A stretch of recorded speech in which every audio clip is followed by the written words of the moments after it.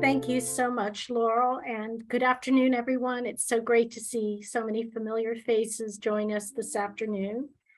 Before I introduce our speaker, I would like to thank Laurel for being our web and Zoom host, and also to the Puget Sound Book Artists Organization and the Catherine Gould Chisholm Fund at the University of Puget Sound for their support of this presentation and the exhibition, Changing the Conversation.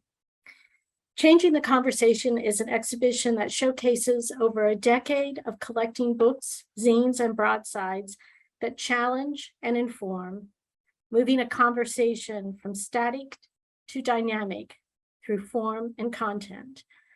I would like to acknowledge the contributions of our former Fine and Performing Arts librarian, Angela Weaver, and also a huge shout out and thank you to Malpina Chan and Carletta Carrington-Wilson as co-curators of this exhibit.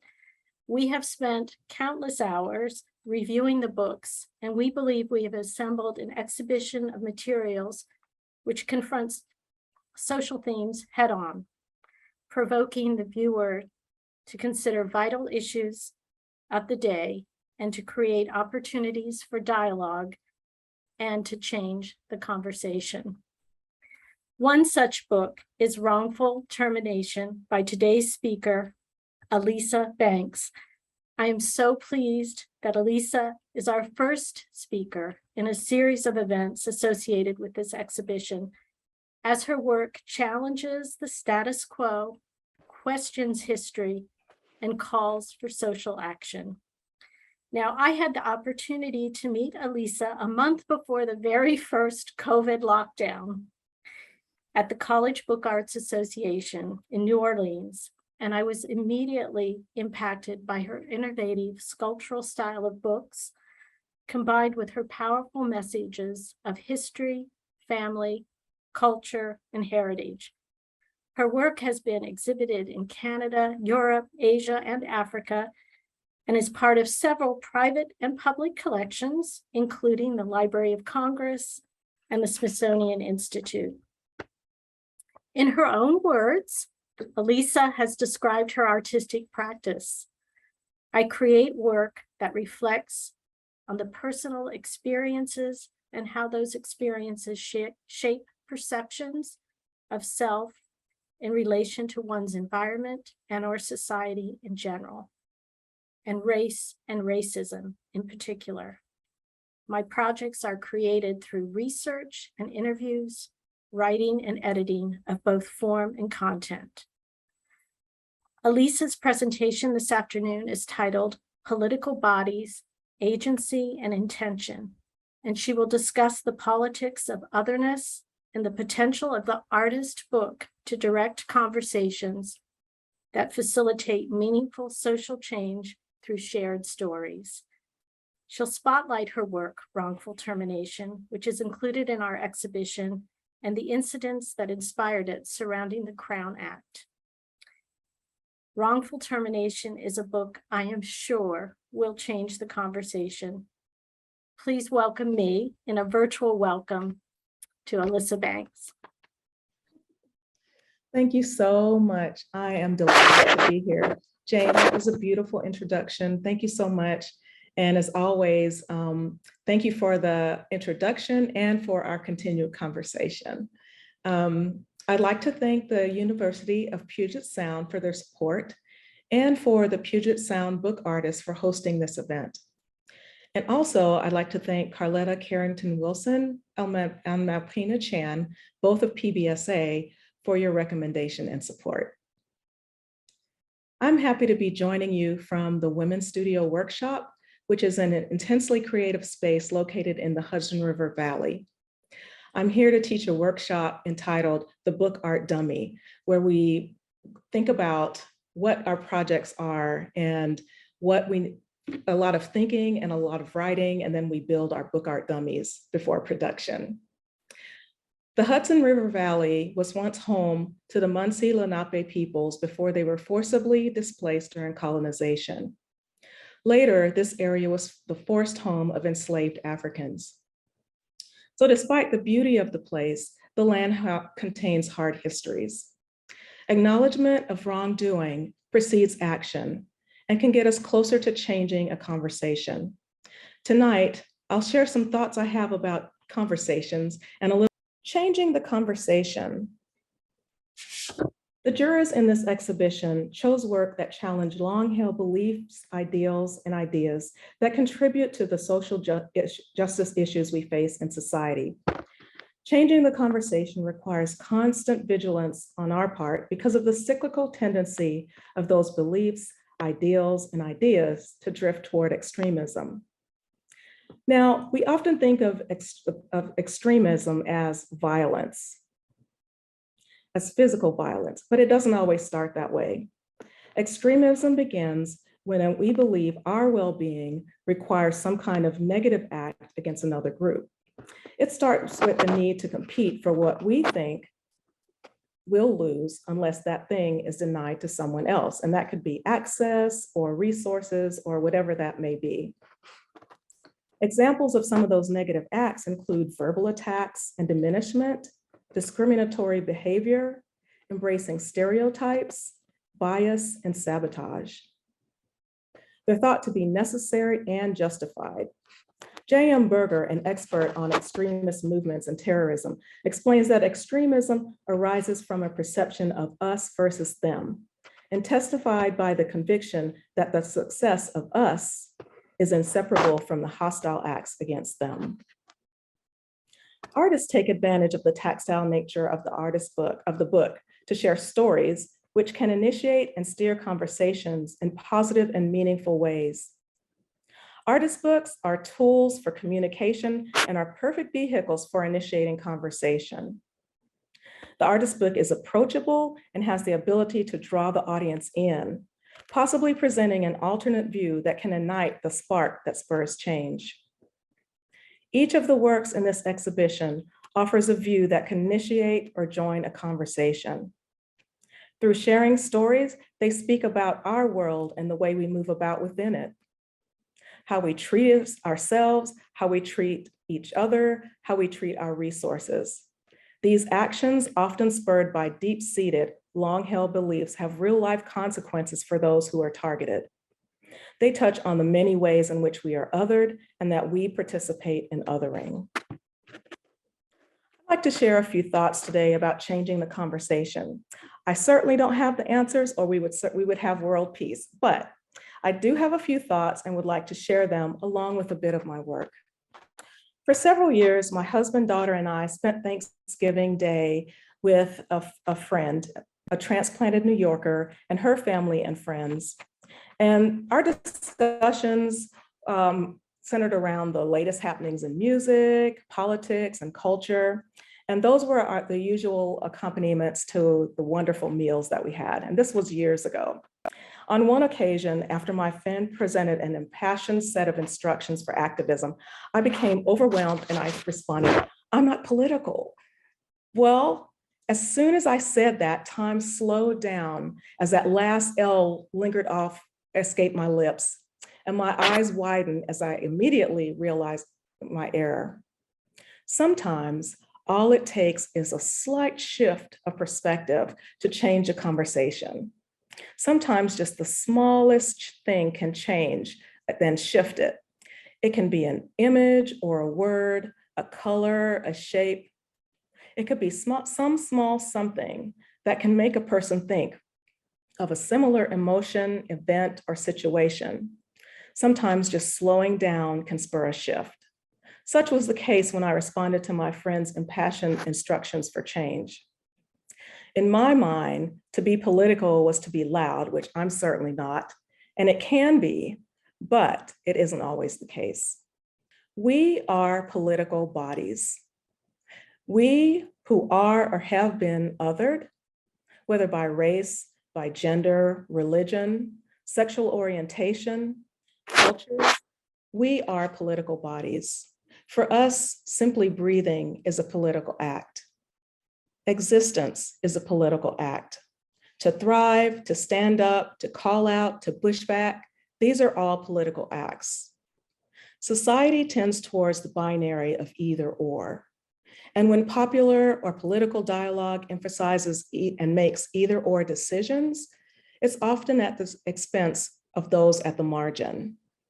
The works in this exhibition highlight stories of marginalization. I'd like to share a bit of background about the work that I have in this exhibition. 7-year-old Lamaya Kamen sat in her first grade classroom in a Milwaukee elementary school. As her teacher spoke to the class, Lamaya absentmindedly played with her beaded braids. The teacher told her to stop playing with them, and she stopped, but Lamaya started to play with them again. Rather than tie Lamaya's hair back, her teacher called her to the front of the class, and then she proceeded to cut off one of Lamaya's hair braids with a pair of scissors and threw the braid in the trash can. And the first grader, humiliated and scared, returned to her desk and cried while her classmates laughed. You may be familiar with Diamond Campbell's story from this image or the corresponding video, which was widely circulated on social media. Diamond, a powerlifter, attends high school in Mississippi. In the middle of her competition during this year's state championship, a judge informed one of her coaches that Diamond would be disqualified unless she removed the beads from her braids. Diamond sat on a bench in the locker room while her teammates and members of a competing team frantically helped her remove the beads from her hair. She finished the competition, recording a personal best in the deadlift, and finished fourth in her weight class. Now, I mentioned that this video was distributed widely. The video was often cited as an example of a positive example of support. What was not mentioned is trauma. Diamond said that though the actions of her fellow teammates and competitors lifted her mentally and emotionally, she was ashamed and humiliated to be called out for her hairstyle. Drew Johnson, a New Jersey high school student, was told by a referee at the start of his wrestling match that he had 90 seconds to cut off his hair before competing, citing his dreadlocks as unnatural. Drew stepped to the sidelines as his trainer lopped off his braids with a pair of scissors as the audience watched and gasped from the bleachers. The 16-year-old's hair was deemed acceptable once half the locks were removed and visibly shaken completed his match. Drew, described as a shy being, continues to be haunted by this experience. I've shared a few fairly recent incidents, variations of which occur daily. They underscore the relevance of the Creating a Respectful and Open World for Natural Hair, or CROWN Act, which prohibits race-based hair discrimination, including the denial of employment or educational opportunities based on one's hair texture or the wearing of protective hairstyles, including braids, locks, twists, and bantu knots. The bill has passed into law in 17 states and was passed recently by the U.S. House of Representatives. It's currently before several legislative bodies, including the U.S. Senate. And the CROWN Act has been adopted by several municipalities across the country. Agency refers to the feeling of control over one's actions and their consequences. Social agency is the ability or capacity of individuals, institutions, or organizations to act, to have influence, or to transform. Historical agency refers to the power of individuals, groups, and institutions to resist, blunt, or alter historical conditions. And then there's political agency, the capacity of individuals to act independently and to make their own free choices. All three forms of this agency are important in changing a conversation. I'm very much particularly concerned about a person's agency over their own body. I began using hair in artist books as a response to an impulsive decision to chemically straighten my hair years ago after having worn it in natural styles for years before that. I questioned my decision immediately after leaving the salon, not because I was unhappy with the outcome, but because of the political implications of my actions and because I'd been down that road of regular salon visits required for upkeep and the potential increase for hair breakage. Chemical straighteners are hard on the hair and scalp. I sought out articles and essays about hair to help me examine my actions and the positive comments and attention I received after I'd straightened it. My hair was and is political, whether intended or not. And during this time, I created Edges, an edition featuring hair. Edges is a series of 4 altered Spanish language novels with hair crocheted onto the edges of the page. The hair fiber lends texture and line. The embellishment, the action occurs only on the edges, which symbol the marginal, the end, the between, and duality. I created Edges during time when there was much political dialogue on the national, state, and local levels concerning illegal immigration. And often that dialogue took on an underlying tone of intolerance and really had very little to do with a person's immigration status. And those tones of intolerance, which were cross-cultural, reminded me of growing up in the 60s and 70s during integration. I'm dating myself, I know. The hair treatment symbolizes how much activity, creativity, and life happens on the edges of mainstream society, regardless of whether or not it's recognized. Notice that the hair goes down into the page. The margin affects the middle. Edges flips the script in a way. The book cannot be read. It is silent outside the margins. I am honored that wrongful termination is included in this exhibition. It's an altered law book that addresses race-based discriminatory practices against persons of African descent who wore their hair in styles featuring its natural texture. In addition to Lamaya, Diamond, and Drew, many have been targeted for wearing styles featuring their hair in its natural texture. Lawsuits continue to be filed against employers, schools, and other agencies by people of color who were fired, passed over for promotion or hiring, or sent home from school or work for wearing their natural hair. Lamaya, Diamond, and Drew's stories are examples of children who had similar experiences, which forced them to navigate the humiliation, shame, anger, and confusion of random discrimination based on their hair texture. Post-event, they're left having to deal with the stress, embarrassment, and rejection, which may have long-lasting effects. They're the ones that have to deal with adults telling them through action and words that they're defective in some way. In cases where their hair is handled without permission, they have to deal with the lack of control over themselves and of being touched by strangers or near strangers. In this time of social media, they may also have to deal with having that rejection play widely, repeatedly, and forever. Many more examples of this type of discrimination exist, including adults who were fired for wearing their naturally textured hairstyles, no matter how neat and conservative they may have been. Challenges to one's hair texture are challenges to one's identity. Such incidents often coincide with interpretations of discriminatory and arbitrary rules and send a message to the wearer that they themselves are not acceptable. Hair discrimination underscores marginalization and strips the wearer of natural styles from their right to exercise agency over their bodies.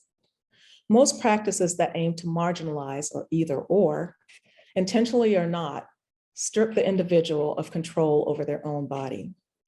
Wrongful termination is read by unrolling the text from plastic hair curlers, an intimate act that invites the viewer to participate in the hair care ritual. The text is based on negative comments about natural hair found in newspaper editorials. For example, wear your hair straight because natural hair will limit your opportunities. No one will hire you and no one will want you. In a civilized culture, there are norms and means. The majority wins. The tightly rolled text forces the reader to slow down and to contemplate. Hair is attached to the bottom of the book, away from the text, almost out of sight and protected. Hair is body, and one's agency over it must be maintained. Books containing hair, such as Wrongful Termination, offer an opportunity to expand the conversation about practices that are not mainstream, in this case, hair culture, and how marginalized persons can suffer based on common assumptions. The material used in the book facilitate the ability to understand something more meaningful in the ritual. They present another point of view, that of imagining hair and the act of grooming it as a site of resistance against westernized beauty norms that insist that other equals something bad, unattractive, worthless, or worthless. When Is Now was created after the contentious 2016 presidential election and speaks to the objectification and policing of the Black body. The round boxes were in my stash for several years, just languishing in the closet, just waiting to be a book, but I had no clue what I wanted to put in them. The weekend before the election, we buried my mom, who died unexpectedly. And the morning after the election, we made the long drive back home. I was unmoored both by her death and by the random instances of violence that resulted directly from the election. I remember returning home being so rattled, going through my boxes of supplies. At some point, I happened upon those round boxes, and I picked up a small frame that held a square of linen that I'd knotted hair onto. I removed the linen from the frame and stretched it over the circle of board that I'd padded, and remember that I had to add additional hair to cover the circle. I cut down the box part of the brown box and inserted the hair, and then I closed the box. The next morning, I opened up the box and I was shocked and surprised at how much it looked like the top of an actual head. And that sensation of shock and sadness and anger said exactly how I felt. In writing about racism, Audre Lorde's words easily expand to many types of dysfunction and anger and despair that marginalized persons feel. She speaks of anger as a response to exclusion, of unquestioned privilege, of distortions, of silence, ill use, stereotyping, defensiveness, misnaming, betrayal, and co-option. She encourages us to use anger as an agent for growth. At the same time, she acknowledges guilt and goes on to say that guilt and defensiveness are the bricks in the wall in which we all flounder. As a marginalized person, Lorde cautions against comparing levels of oppression between marginalized groups, which has the effect of further marginalizing. Artists share stories, and sharing is often an entry into a conversation. Intention is an aim or a plan, or a determination to act in a certain way. And my particular favorite is a medical definition, which is a manner or process of healing. I really like that. My first intention when I make a book is to share an experience or a story or a thought. Sometimes the theme runs counter to something negative that's happened. This isn't a defensive measure, but more of a statement of the systemic nature of racism in our society. Creating books is my way of ordering, of figuring out, of working through. A book about joy has a bit of pain as an undercurrent. For example, a book can both be a celebration of Black hair culture and a statement against natural hair bias. Afrocentric is a Coptic book structure constructed of handmade paper with hair inclusions. Each signature has hair sewn across the interior, expanding outward. The overall form of Afrocentric is a hat, a fashion symbol that also offers protection. A book that features hair straightening stories from a conversation between a group of women can be lively and restorative, even when some of the experiences were unpleasant, traumatic, or loaded with negative subliminal messages. And they can tell someone they're not alone. The text in Bone Straight is based on an organic conversation between a small group of women.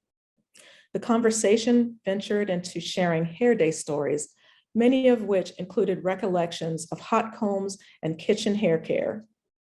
The book features a manual hair comb and is housed in a cover resembling an apron. Storm Sequence is a shrine that holds documentation of a ritual I witnessed an aunt performing when the weather turned ugly. The numbers inside of the doors represent years that the area where my ancestors live are from, where they experienced severe storms that caused loss of life and livelihood. Names of violent hurricanes that ripped through the area are listed across the bottom of the doors. The blinds outline the ritual.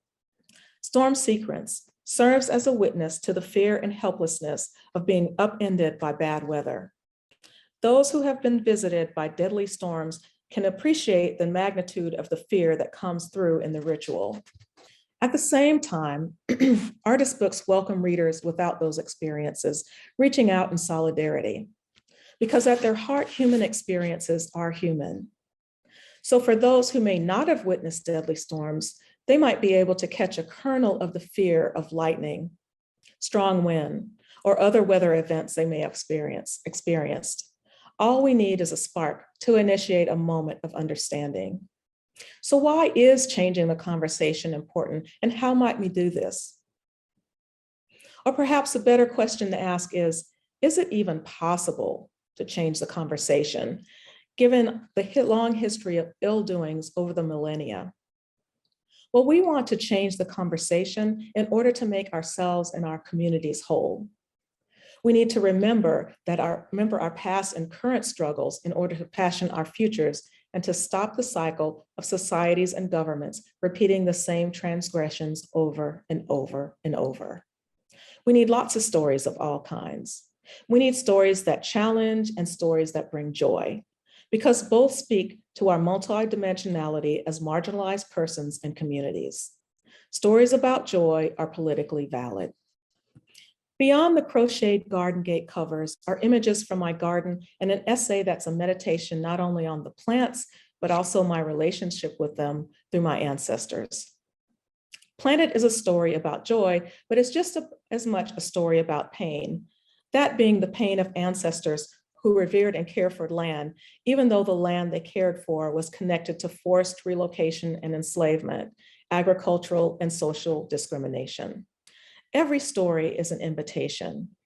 We need stories that speak to various experiences within marginalized communities and those that speak from outside.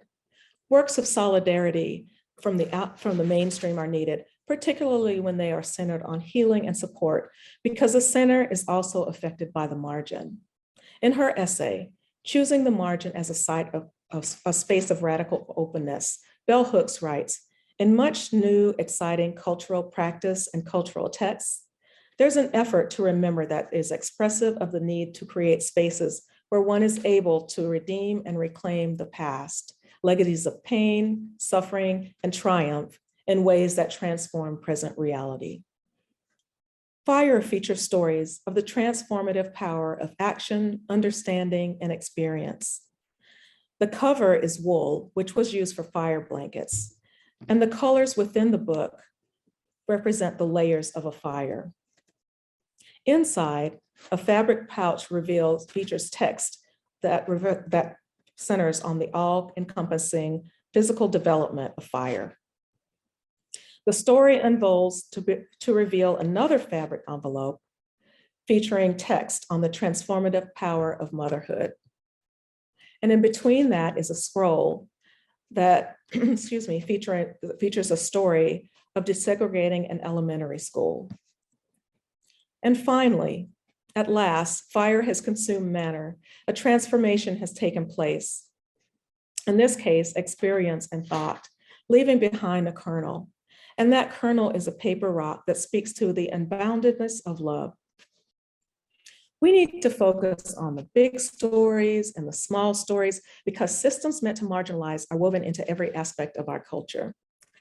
The variety of stories help us to see commonalities with those for whom we may think or have thought to have nothing in common.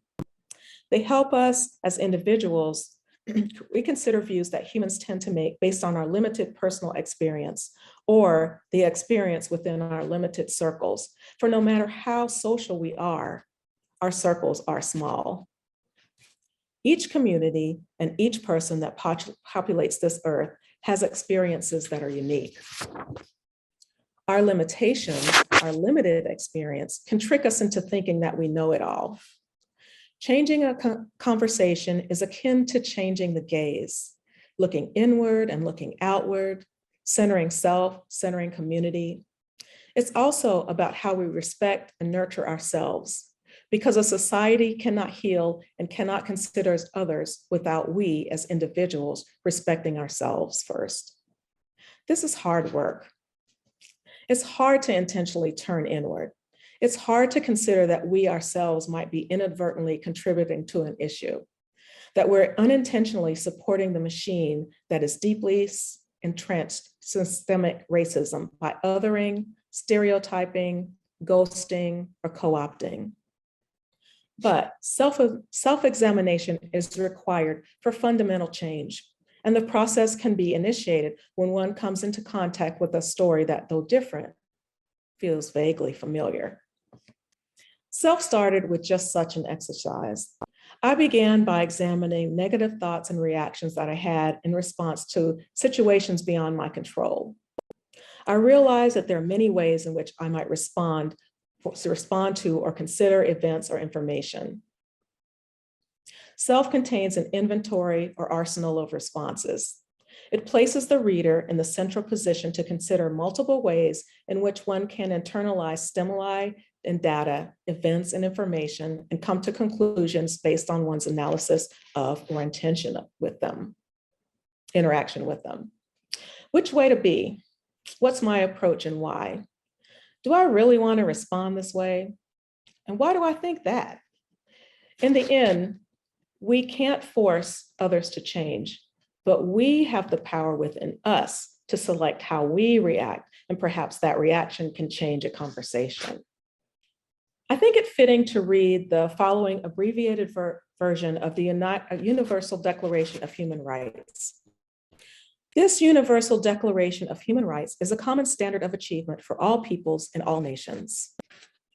All human beings are born free and equal in dignity and rights. Everyone is entitled to all the rights and freedoms set forth without distinction of any kind. Everyone has the right to life, liberty, and the security of person. No one shall be held in slavery or servitude of any form. No one shall be subjected to torture or to cruel, inhuman, or degrading treatment or punishment. Everyone is recognized as a person before the law. All are equal before the law and are entitled to equal protection of the law. No one shall be subjected to arbitrary arrest, detention, or exile. Everyone is entitled to a fair and public hearing by an independent and impartial court. Everyone charged with a penal offense has the right to be presumed innocent until proved guilty. Every person of full age has the right to marry and found a family. Marriage shall be entered into only with the free and full consent of the intending spouses. Everyone has the right to freedom of thought, conscience, and religion. Everyone has the right to freedom of peaceful assembly and association. Everyone has the right for equal pay for equal work. Everyone has the right to rest, leisure, and reasonable working hours with periodic paid holidays. Everyone has the right to a standard of living adequate for the health and well-being of themselves and their family. Everyone has the right to free and compulsory elementary and fundamental education. Everyone has the right freely to participate in the cultural life of the community. And no state, group, or person has any right to engage in any activity or perform any act at the destruction of any of the rights and freedoms of another human being. Signed unanimously 10 December 1948 by the UN General Assembly in Paris. This document, signed unanimously many years ago, bears witness to the harm that we do as countries, communities, and individuals. Each of the signers had issues with their in their countries. At the time of signing, none were truly in alignment with the declaration. For example, in the US at the time this document was signed, racial violence against Black Americans continued across the country. In the South, Jim Crow statutes maintained a program of terror through lynching, night raids, and other forms of violence. Over 1 million Black Americans served in World War II. Upon returning home from the war, many Black soldiers suffered harassment, physical violence, and in some cases were slain after returning to their communities. Many were denied GI benefits. For context, women had gained the right to vote in 1920. Black men and women across the South risked harassment, imprisonment, and death for attempting to vote. They were not able to vote until after the passage of the Civil Rights Act in 1965. Women and persons of color earned substantially lower wages for equal work. Over 200,000 Filipino men were recruited into the US Army to fight in World War II with the promise of US citizenship and full GI benefits. In 1946, Congress passed the Rescission Act, which stated that their service was inactive, rendering them ineligible for GI benefits. The second wave of the eugenics movement was starting to take hold. While encouraging members of the clergy, college graduates, and middle-class citizens to have more children, proponents justified sterilization for poor people based on the assumption that they were unable to take care of their children. In North Carolina, for example, 60% of those sterilized were in mental institutions and 40% were non-institutionalized poor. A total of 600 indigent Black men in Macon County, Alabama, 399 with syphilis, were enrolled in the Tuskegee study of untreated syphilis in the Negro male without informed consent and with the promise of free medical care and insurance. Penicillin had just become the standard treatment of choice for syphilis, and Congress passed the Henderson Act requiring tests and treatments for venereal diseases to be publicly funded. However, the men enrolled in the study were denied access to treatment. A list was distributed to doctors in the community, identifying them as enrollees and instructing the providers to refuse treatment.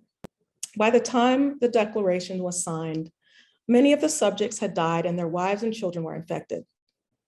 The study would continue for another 30 years until a whistleblower leaked the study to the press. And this is just a snapshot.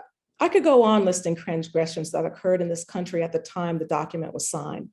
So why did the delegates sign the document knowing full and well their countries weren't in alignment with the goals outlined in the declaration? The declaration is a beacon. It's a gold standard. Societies are continually in flux, and we're required to periodically recalibrate to move toward alignment with the standard. The declaration is an ideal that we aspire to. Can we expect to reach the gold standard? Absolutely not, but we can always work closer to get to it. We each are called to do our part, whatever that might be, to turn the tide toward humane and equal treatment for all. The breadth of topics covered in the document underscore the need to change the conversation on many levels. How might we steer the conversation toward the ideals signed by the declaration? Seeing ourselves in another story can help us to consider another view and can help eliminate the need for validation and approval. We can become less apt to immediately think, oh, I'd never do this, or I don't see how people do that. I don't see how people think that. We become less apt to competitive comparisons. Those responses and needs melt away as we become more considerate of ourselves and others. This isn't absolution from critique or from pushing back, but it can open the way for thoughtful conversations and solutions. When we sincerely consider other ways of being and thinking and our reactions to them, possibilities open. We can become braver and more confident. We can accept and appreciate ourselves and others. We can celebrate diversity of thought and of being. We can strive for an inclusiveness that does not negate or stratify, for an inclusiveness that recognizes and accepts. We fight for it because we realize diversity is our strength. In this way, we can change the conversation. Alisa, this is Jane, and I think I am probably speaking for everybody that is on this Zoom presentation. I really can't find adequate words to express how inspiring your presentation was. Oh, thank you so much. Meaningful, thoughtful, reflective. I've written down so many thoughts, but at one point during your presentation, you said, is it possible to change the conversation? And I think with people like you and with books that you've shown us today, the conversation is changing. And I just want to give you, again, a huge round of applause because it was really exceptionally inspiring. And I am so grateful that it's recorded because I feel every student on our campus should be listening to your conversation. So thank you so much. And I know we have a bit of time left for questions. So I might, ask those of you that are here to raise your hand. Might I jump in and ask the first question to get the conversation started? Go right So ahead. many questions, but going back to the Crown Act, you mentioned that it is now in front of the Senate. What can we do here to help move that forward? Sure, you can write your congressman or your congressperson, man or woman, and write them a letter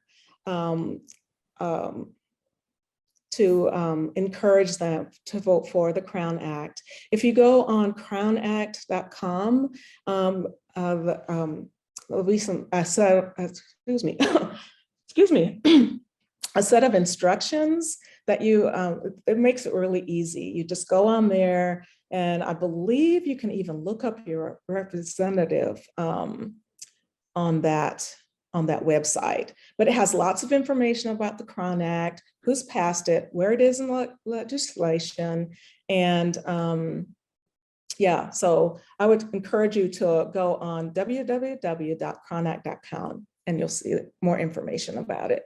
Thank you for asking that. Well, we might not think of ourselves as political, but I think we also have agency. So this is a great way that we can demonstrate support. And Laura, Right. I'll let you take on the questions. And if there aren't any more, I have a few. I'd like to ask one question, follow-up question to that. I think many of us live in what we consider to be blue states. Is there general consensus among, is it the Democrats are generally ready to vote for it, but we're waiting for some from the other side to do it?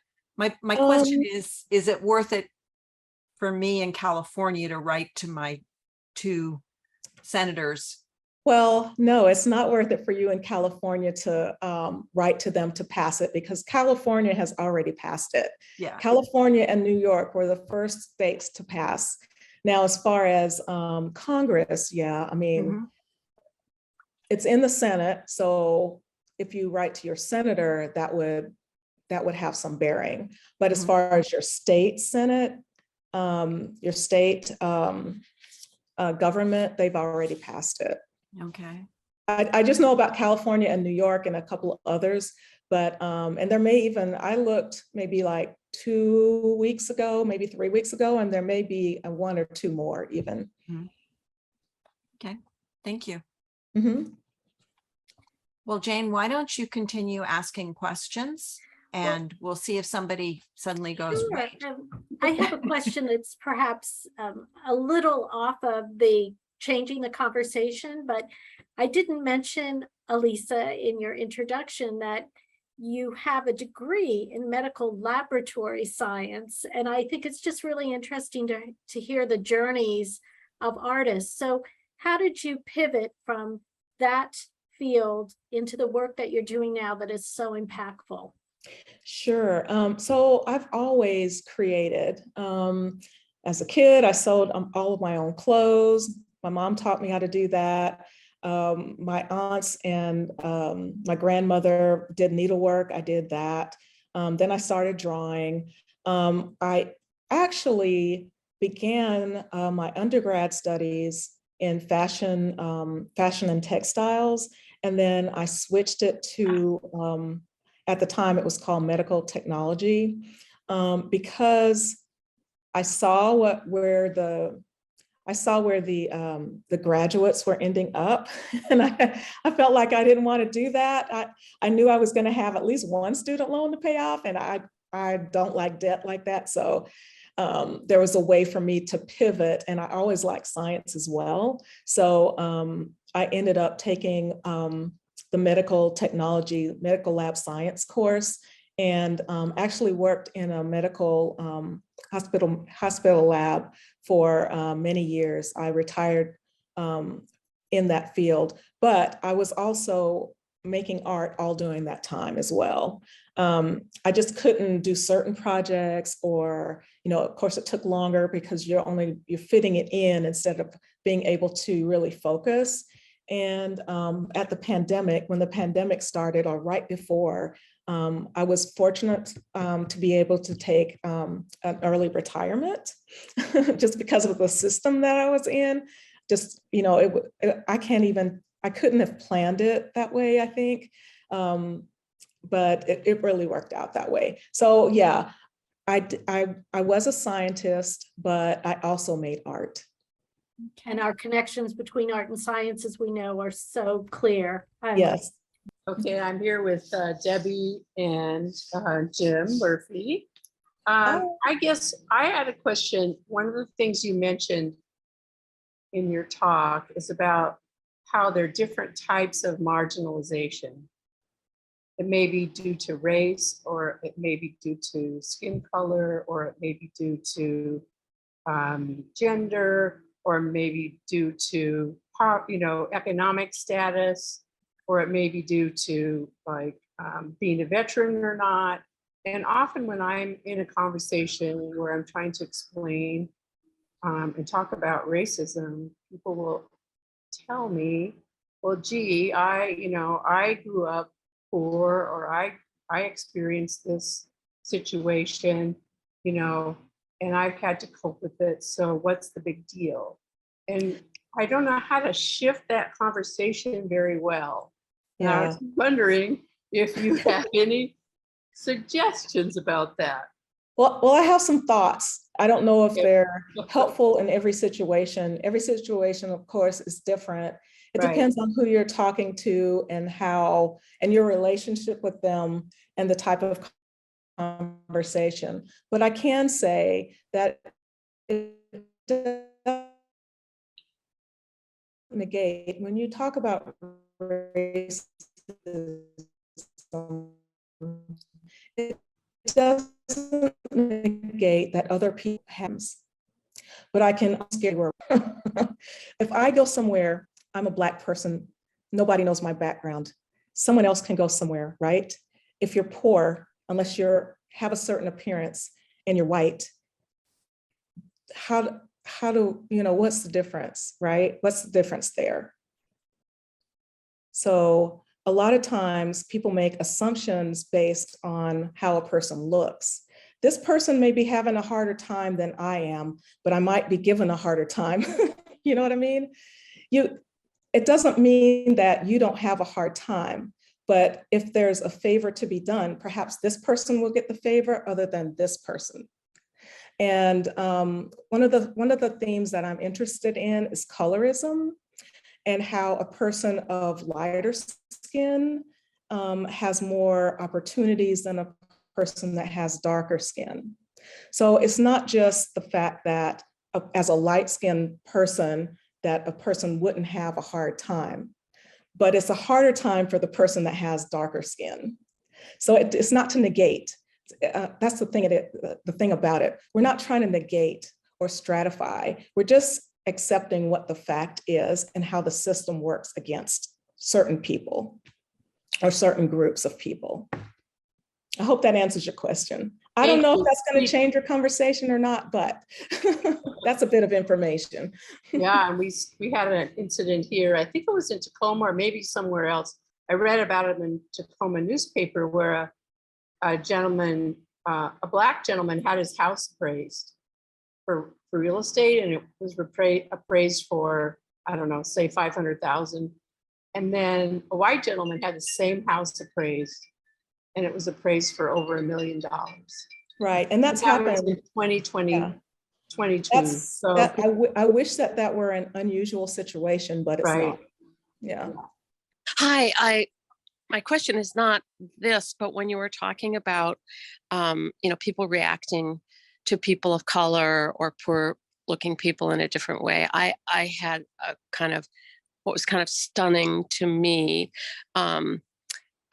experience when I was a gardener in this very upscale neighborhood in San Francisco when I lived there. So I was working as a gardener.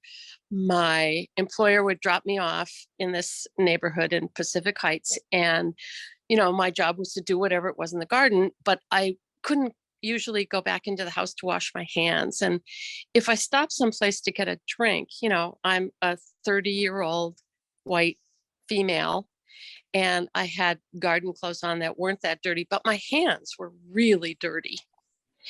And I went into this place and I, put my money to buy a drink or something. And I could see the person's reaction to my hands, my dirty hands. And the next time I went in someplace like that, I said, "I'm sorry, my hands are so dirty. I'm a gardener." And people forgave me for that. Mhm. But until I told them that, I was, some other person. And I can only imagine, Alisa, what it's like, as you say, to live and breathe your being and have unknown, situations where you're the same person with the same integrity and the same intentions in the world, and people have reactions that are just so inappropriate to that. So anyway, I thought, wow, I had this tiny little experience, and it so stunned me. I was really it moved me in a certain way. But anyway, my question is, so when you have shown your book to people, have you had opportunities where you actually just let people unfold everything and kind of discover things? And I'm always curious, if you've had those opportunities, what's been the most surprising, the most moving, the most unexpected reaction to your book? Mhm. Well, thank you for that, Suzanne. Thanks for sharing. Oddly enough, when my books go out into collections and the librarians show them, and I'm so appreciative of that. Yeah. So they're rarely in exhibitions when they're in my care, but occasionally they are. Mhm. And I guess one of the funniest reactions I've gotten was with Afrocentric. Before it went to the collection, I saw it in an exhibition, and this kid said, "Oh man, is that dead people's hair?" And she was so intrigued by it. That was the oddest thing. I guess a child of about 10, but she was really great because after I told her about it, she started, "Oh, okay, is this your hair? Where'd it come from? Why'd you put it in there?" They're really curious. I really like kids. But other than that, I don't have the privilege of seeing individual responses in most cases. But sometimes particularly the librarians will share little tidbits with me, and I Oh, good. appreciate that. Yeah. And hair is so intimate, I Yes. mean, it's no wonder she was fascinated by it. Oh, that's great. She was so funny. Yeah. Thank you. Thank you so much. Thank you, Suzanne. And I just want to thank you. I feel like celebrating right now because it's been so inspiring. So thank you all for attending. Thank you, Laurel. Thank you, PSBA. And of course, Alisa Banks. Thank you. Thank you all. Thank you, Jane. It's been my pleasure. Thank you so much.